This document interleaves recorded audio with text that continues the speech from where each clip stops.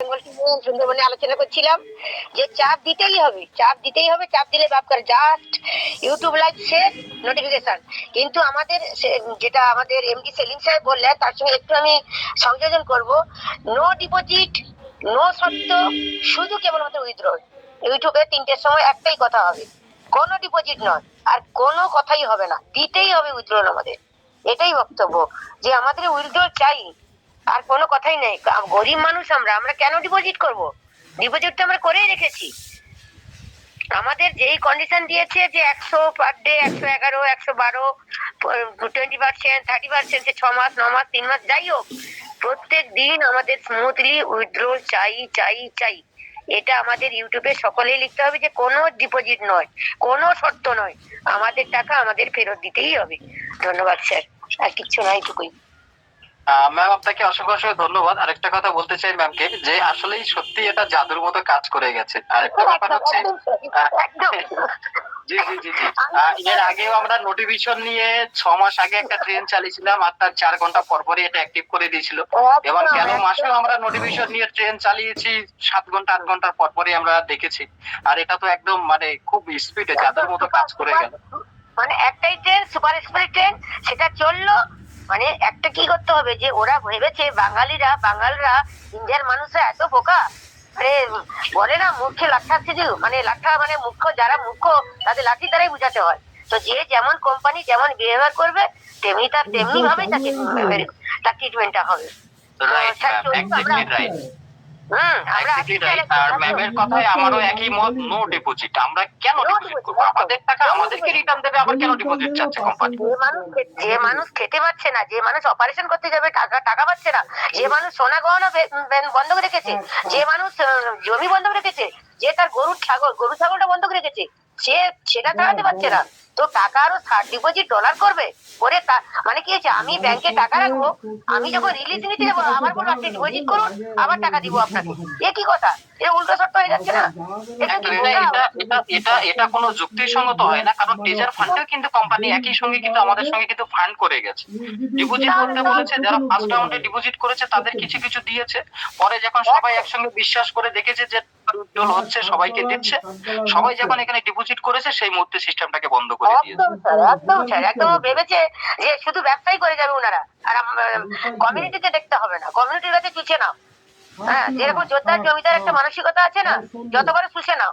আমি company black rock ঢুকেই আমি একটা বলবো, ব্ল্যাক রক মানে ব্ল্যাক রক দেখুন, আমাদের টেজার ফান্ড, টেজার এনএফটি দেখুন, যখন কোনো ট্রান্সফার হয়েছে হোয়াইটের উপরে লেখা ব্ল্যাক রক, আমি যখন ঢুকলো এই দেখবে নোভাতে কালো, তাহলে উনি ব্ল্যাক মানে আমাদের মধ্যে শুভ নয়, আমাদের কমিটির কাছে শুভ নয়। উনি যা টাকা ডিপোজিট করেছেন একদম উনি, আমরা ব্ল্যাক রক টক কিচ্ছু চিনি না, আমরা চাই আমাদের গরিব মানুষের টাকা রিটার্ন এবং শর্ত সাপেক্ষ বাদ দিন। আরেকটা কথা কোম্পানি বারবার বলেছে, দীর্ঘদিন ধরে বলে এসছে নোটিফিকেশনে, কি ব্ল্যাক রক ঢুকেছে, ইনভেস্টমেন্ট করেছে, মানি ডিপোজিট ফুললি আমাদের কাছে ট্রান্সফার করে দিয়েছে। তাহলে ব্ল্যাক রক ঢুকেছে, টাকা দিয়েছে, আবার আমাদের কাছ থেকে টাকা নিচ্ছে কেন? আরে ভাই, আমাদের টাকা অ্যাকাউন্টে শো করছে, আমাদের টাকা আমাদের রিটার্ন করো।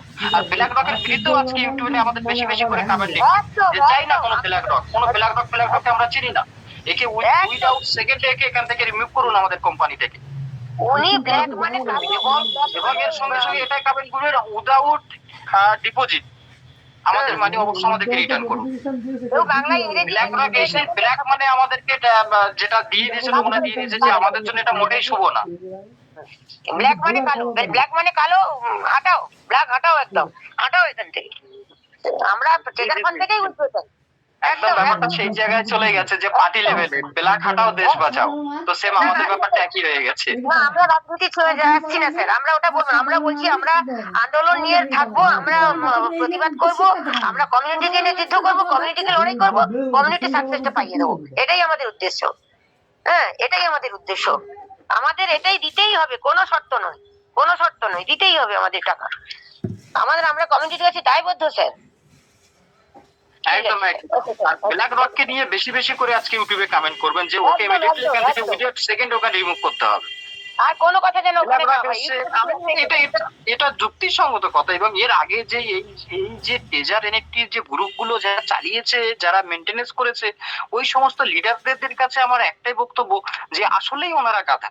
কারণ এই যে ট্রেজার ফান্ড আসার পরে মানুষকে প্রত্যেকে মানুষকে উৎসাহ করে যে আপনারা এখানে আসুন, ডিপোজিট করতে বলছে, ডিপোজিট করুন। তারপরে সেটা তার নমুনাও দেখেছে যে সেখান থেকে মানুষ ফেসে গেছে। আবার এই মুহূর্তে দেখবেন, আপনারা এটা মিলিয়ে নেবেন আমার কথা, যে এই নোটিফিকেশনটা এসছে দেখবেন সব গ্রুপ আবার বাঘের মতো জাগিয়ে পড়বে, সবাই আবার এখানে এসে মিটিং করবে, হ্যাঁ ডিপোজিট করুন, উইথড্রল আপনি নিতে পারবেন। আরে সেটা তো আমরাও বুঝতে পারছি, কিন্তু আমরা কেন ডিপোজিট করব? আবার সেই মানুষদেরকে ফাঁসানো, আবার সেই মানুষদেরকে একটা জালে জড়ানো। তো সেই জন্য বলছি আপনারা কেউ ডিপোজিট করবেন না। আর আরেকটা জিনিস দেখেছেন, $50 জায়গায় $10 বাড়ি দিয়েছে, $60 বলছে ডিপোজিট করতে। আরে ভাই, আপনারাই নিজেরাই বলছেন কোম্পানির লোক ব্ল্যাক রক এসছে আমাদের এখানে, ফান্ড ট্রান্সফার করেছে, আমাদেরকে দিয়েছে, আপনারা স্মুথলি আপনাদের টাকা আপনারা ফেরত পাবে, সব অ্যাসেট আমরা উইথড্রল দেবো। তাহলে আমাদের টাকা ফেরত দেবেন, আবার ডিপোজিট বলছেন কেন? এটা কোনো যুক্তিসঙ্গত কথা হলো? আমরা কি গাধা? এবং যারা সমস্ত লিডারেরা আছেন যারা ইন্ডিয়ায়, আমি সতর্ক দিতে চাই, এই সমস্ত কোনো নোটিফিকেশন কিংবা কোনো কথা কমিটিকে বলবেন না যে আপনারা এখানে গিয়ে আবার ডিপোজিট করুন। দেখবেন সব টাইট হয়ে যাবে, সব ঠিক হয়ে যাবে।